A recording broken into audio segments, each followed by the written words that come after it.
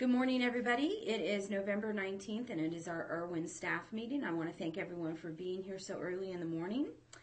And I want to get started because today is a day where we're thinking about possibilities and talking about what the obstacles are that we're facing as a neighborhood school and as a school that is on the same campus as a high-performing school of choice, and how that affects us and what it does to us in the process of being the school that we know we want to be.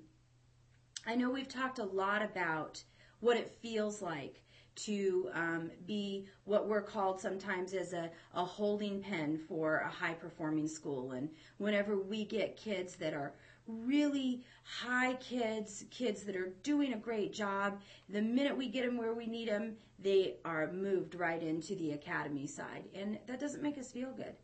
And we've talked a lot about as a team that we're struggling with where we are and what our vision is and what we know we can do for kids and what we want our families and our community to know that we can do for kids. So I want to tell you a story. I want to talk to you about what are some possibilities of what it could be. What would it look like if we're a school that builds a vision of doing the best for kids, of bringing our community into our school and having them be a part of what we do? What would it look like if we have parents that do drive from across town to join our school, that say, have you heard about Irwin and the great things that they're doing for kids? How would that make us feel? So think about that for a minute. I know when I think about that and I think about bringing us up from where we are right now and having people look at us in a different way, it gives me goosebumps. It makes the hairs on the back of my neck stand up. And I think you can feel the same way about that. So we talk about what we can do to overcome the obstacles. What do we do to make people see us differently, to get our community engaged in what we're doing? And what would it look like to bring everyone together, our parents, our students, our community members, and talk about what would Irwin look like? What could we do as a school of choice? And how would it affect our kids and ourselves as the staff members that are a part of this team? And I tell you this story knowing that this is possible because I have lived it. I have been a part of a team that was a neighborhood school, that when I went into this team, I knew it was a good school. I knew teachers were doing great things for kids, but the community didn't believe it. The parents didn't believe it.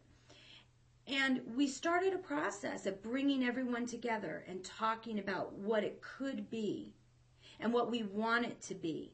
And we talked to our business leaders and our community leaders, and we said, come into our school.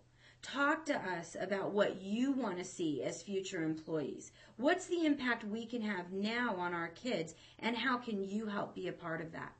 And what happened from that was a change over 3 years where a school that was talked about as not a high-performing school became known as one of the best schools in the district because the community was involved in the school. The businesses were involved in the school. We empowered everybody. And we can do that here at Irwin.